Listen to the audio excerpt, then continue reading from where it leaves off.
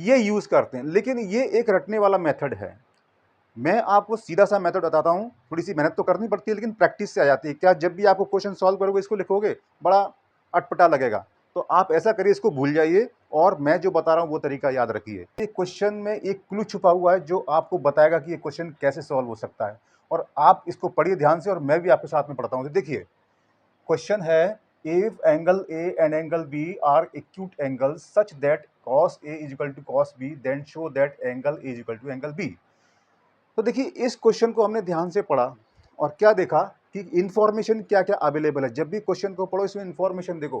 देखो, हमारे पास angle A है और एंगल बी है, एक्यूट है।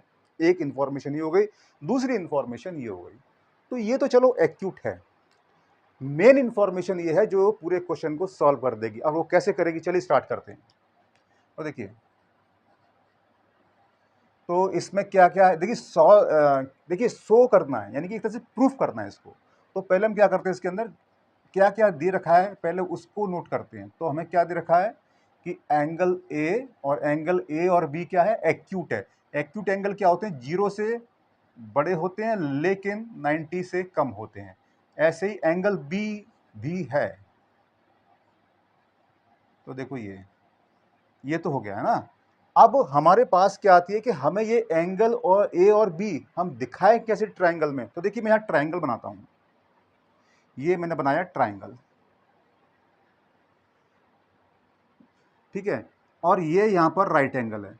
अब देखिए, हमारे किसी ट्रायंगल को बनाने के लिए, उसमें नाम देने के लिए 3 पॉइंट होते हैं, उन 3 पॉइंट को नाम देना पड़ता है। तो सबसे पहले डिसाइड करो हम नाम जो ए और बी हम कहां पर दें। तो देखो, यहां पर हमने देखा है ए और बी एक्यूट है, मतलब ये 90 तो नहीं हो सकता और 0 भी नहीं हो सकता। तो किसी ट्रायंगल में 0 एंगल तो हो ही नहीं सकता। 90 है तो 90 तो नहीं दे सकते और 0 तो है ही नहीं। तो इसका मतलब कि हमारे पास एंगल ए और बी देने के लिए ये दोनों बचते हैं। तो आप यहाँ पर ए दे दीजिए और यहाँ पर इसको बी दे दो, और बचता है इसको सी पॉइंट दे दो। तो ये हमारा ट्रायंगल हो गया। अब देखिए, इस ट्रायंगल में हमें क्या मेन क्या है, मेन है हमारा जो गिवन है cos A is equal to cos B। ये हमारे पास इंफॉर्मेशन है। आगे सॉल्यूशन करते हैं। अब क्या करना है, इसको आगे सॉल्यूशन करना है। कैसे करना है, इन दोनों के बेस पर, यानी कि cos A is equal to cos B के बेस पर करना है। तो देखिए, इसमें ट्रायंगल में cos A देखिए क्या है, तो A यहाँ पर है, तो इसके रेस्पेक्ट में क्या आएगा, दिस अपॉन दिस। अब यहाँ पर दिस अपॉन दिस क्या है, तो देखिए बहुत से जो टीचर होते हैं वो ये बताते हैं कि P B P upon H H B।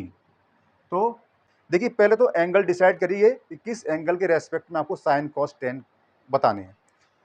तो मैंने मान ली, चलो इसके रेस्पेक्ट में बताना है, तो साइन के लिए दिस अपॉन दिस अगर ये एंगल है, और कॉस के लिए दिस अपॉन दिस, और टेन के लिए दिस अपॉन दिस। अगर ये एंगल लिया है तो साइन के लिए क्या करोगे, दिस अपॉन दिस, कॉस के लिए क्या करोगे, दिस अपॉन दिस, और टेन के लिए दिस अपॉन दिस। तो मैं इसको इरेज कर देता हूं।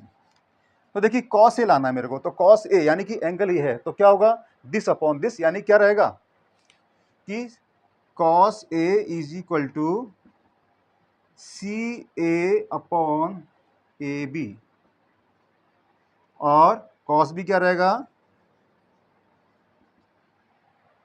कॉस बी क्या रहेगा, B C upon A B. ये रहा। अब देखिए, अकॉर्डिंग टू क्वेश्चंस, यानी कि जो हमें दिया गया है वो क्या कहता है कि cos A is equal to cos B, और cos A क्या हमारा, सी ए अपॉन ए बी, यानी कि C A upon A B is equal to B C upon A B. तो ए बी से ए बी कैंसिल, क्या बचा, हमारे पास आ जाता है C A is equal to B C आ गया।